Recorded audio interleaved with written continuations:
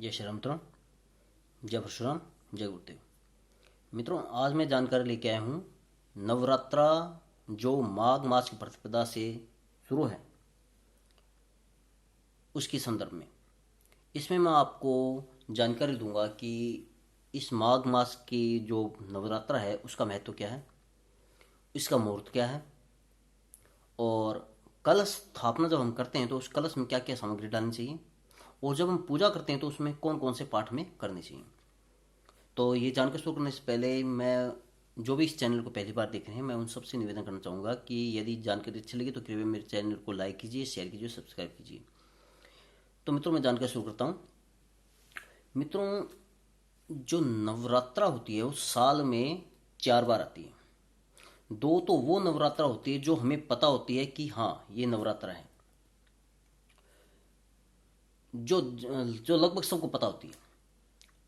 इसके अंदर एक तो चित्र शुक्ल वासंती की नवरात्रा होती है, और दूसरी होती है कि आश्विन शारदा नवरात्रा। ये सबको पता होती है, प्रत्यक्ष प्रत्यक्ष होती है इसमें। और गुप्त नवरात्रा वो होती है जिसका ज्यादातर लोगों को पता नहीं होता। वो भी दो होती हैं। वो कौन सी होती हैं? वो एक तो होती है आषाढ़ शुक्ल पक्ष में आती है, और दूसरा है जो इस महीने आई है माघ मास प्रतिपदा को।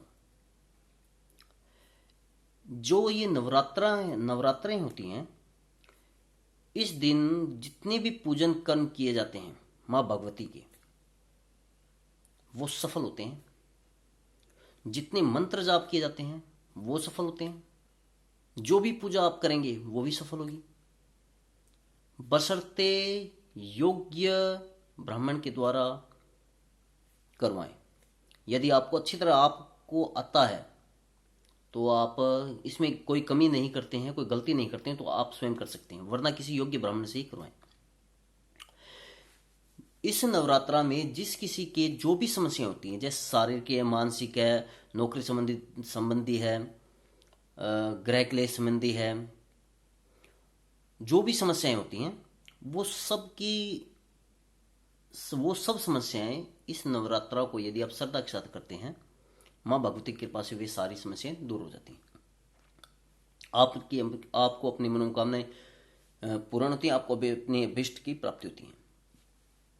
यह तो है माँ भगवती। जो ये नवरात्रा हम करते हैं, माँ भगवती के आशीर्वाद से ही संपूर्ण कार्य पूर्ण होते हैं।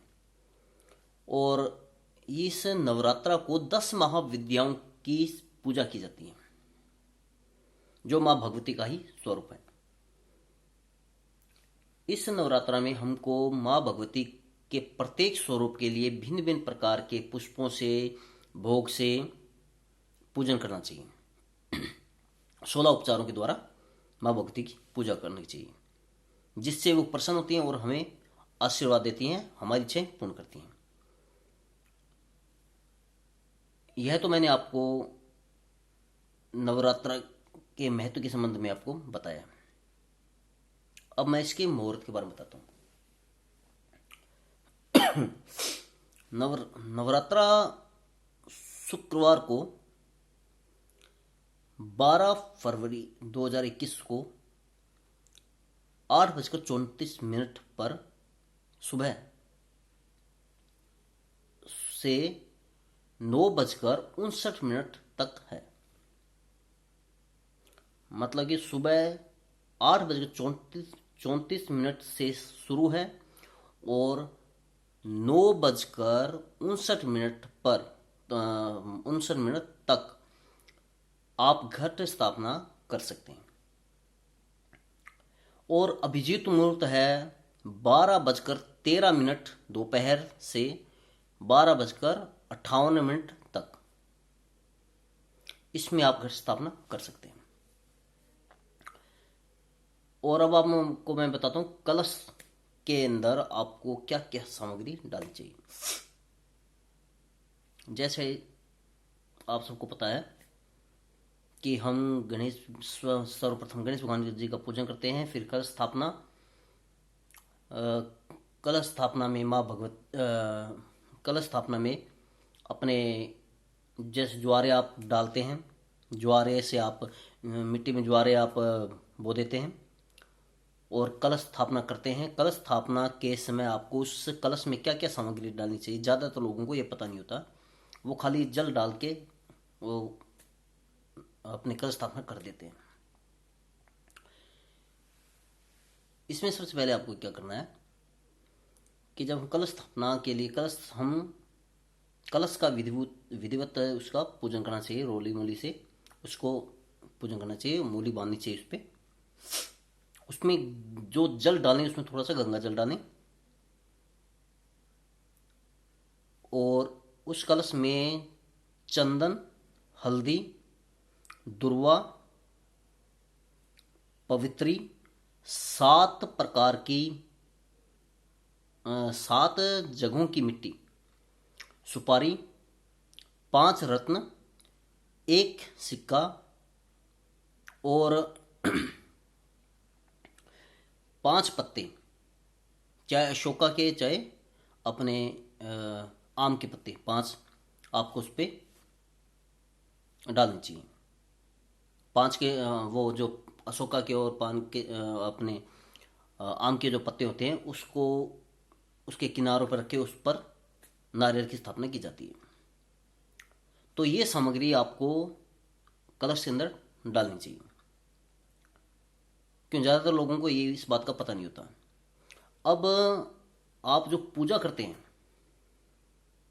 माँ भगवती की, जब हम पूजा करते हैं तो उस पूजन में हमें किसका पाठ करना चाहिए? एक तो दुर्गा सप्तशती पुस्तक होती है उसका पाठ करना चाहिए, क्योंकि वो संस्कृत में होता है।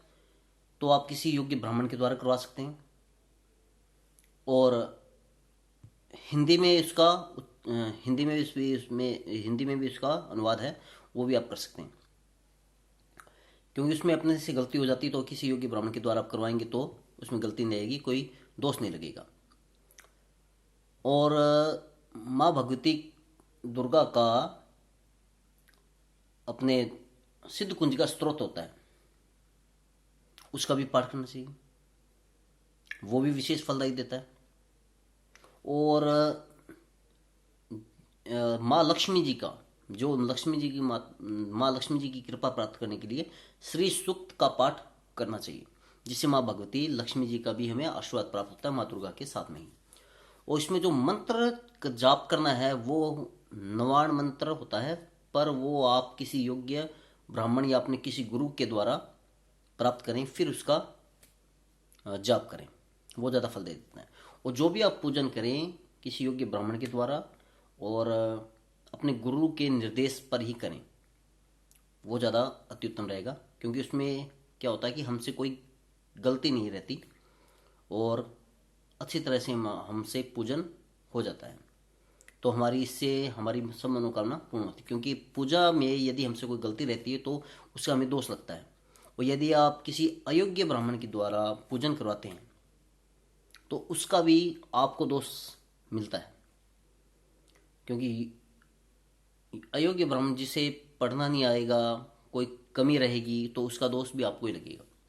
तो इससे अच्छा है किसी योग्य ब्राह्मण के द्वारा ही पूजन करवाएं। तो मित्रों, ये जानकारी मैंने आपके सामने रखी है। यदि किसी को ये जानकारी अच्छी लगे तो कृपया मेरे चैनल को लाइक कीजिए, शेयर कीजिए, सब्सक्राइब कीजिए। और यदि कोई कमी लगे, क्योंकि हर किसी से गलती होती है, मेरे से भी होती है, तो यदि आपको कोई कमी लगे तो कृपया मेरे को इसमें कमेंट में आप बताएं। तो मैंने आपको जो जानकारी दी है, यदि अच्छी लगे तो कृपया मेरे चैनल को लाइक कीजिए, शेयर कीजिए, सब्सक्राइब कीजिए। जय श्री राम, धन्यवाद।